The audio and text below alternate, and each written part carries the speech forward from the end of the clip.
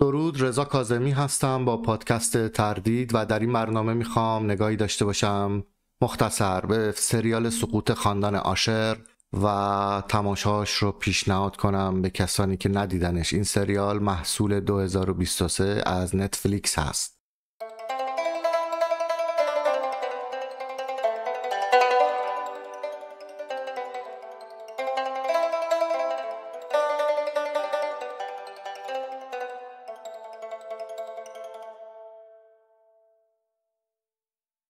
سریال سقوط خاندان آشر یکی از محصولات یا تولیدات فیلمساز و سریال ساز بسیار ارزشمند به گمان من مایک فلانگان هست که نویسنده، تهیه کننده و سرپرست سریال های بسیار قابل اعتنایی بوده.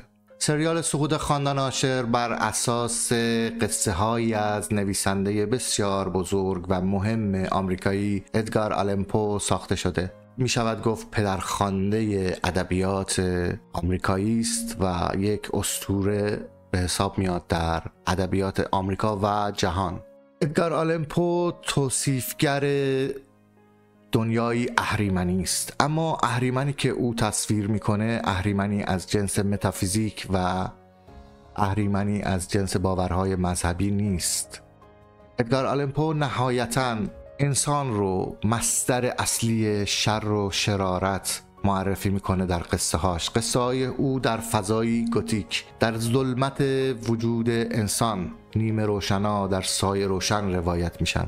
اگر بخواهیم یک تلقی سینمایی از آثار آلن پو داشته باشیم میتوانیم اون رو به سینمای اکسپرسیونیستی نزدیک بدونیم، سینمایی که اضطراب، وحشت و وضعیت شرارتبار رو در سایه، اشباح و ظلمت موقعیت‌های بصری به نمایش میگذاره.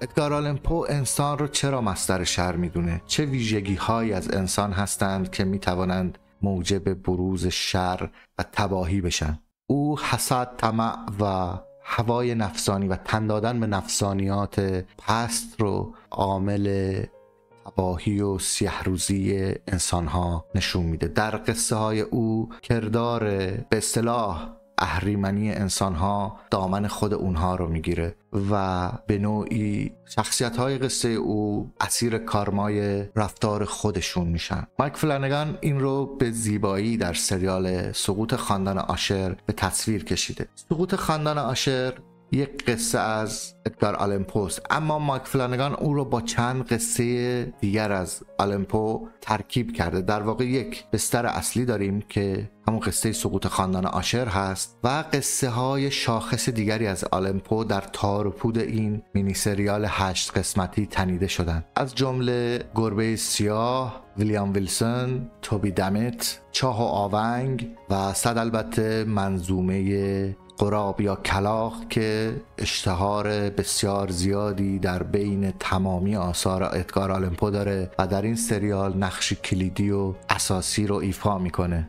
شخصیت‌های این سریال دقیقاً درگیر همون ویژگی هایی هستند که برشمردم و ادگار آلن پو اونها رو موجب تباهی و شرارت معرفی میکنه. طمع و حسد، تن دادن به نفسانیات و عیاشی. به این عیاشی یک عنصر تکرار شونده در چندین قصه ادگار آلن پو و مثلا قصه مت زنگرشتاین، قصه توبی دمت. اینا قصه های شاخصی هستن درباره فردی که شهره است به عیاشی و همونطور که میشه پیش بینی کرد فرجام بسیار تباهی خواهد داشت. نکته جالب در خصوص این سریال اینه که تهیه کننده این سریال نتفلیکس بوده و نتفلیکس مثل حکومت‌های ایدئولوژیک که فیلمسازان رو وادار میکنند که یک سری عناصر رو بگنجونن در متن فیلمشون تا بتونن مجوز بگیرن، برای اینکه پشت یک کاری قرار بگیره یک جورهایی احتمالاً چنین شرط و شروط هایی برای سازندگان سریال ها و فیلم ها میگذاره، چون ما عناصری رو در نتفلیکس در چند سال اخیر به شکل بسیار مکرر مشاهده میکنیم که نمیتونه صرفا اتفاقی و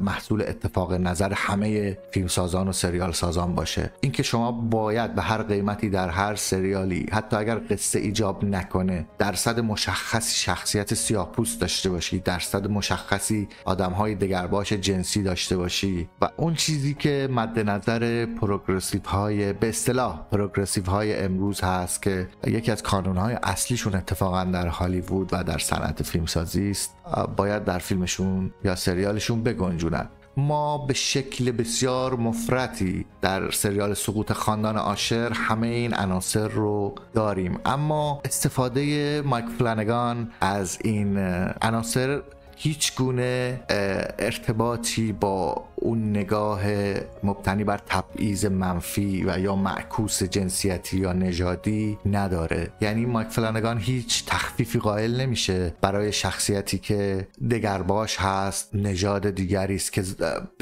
به ظاهر مثلا نژادی است که براش تبعیض قائل هستند و در قطب مظلومیت قرار نمیده اونها رو. تمام شخصیت‌های این قصه آدم‌های فاسدی هستند که در تباهی از یکدیگر گوی سبقت میخواهند بربایند. مایک فلانگان دنیایی رو با یک دیورسیتی و یک تنوع مورد نظر نتفلیکس خلق میکنه، اما نهایتاً چندان تن نمیده به شعارهای بسیار آبکی و سطحی که مد نظر تهیه کنندگانی از قبیل نتفلیکس هست که اکثریت غالب تهیه کننده ها هست.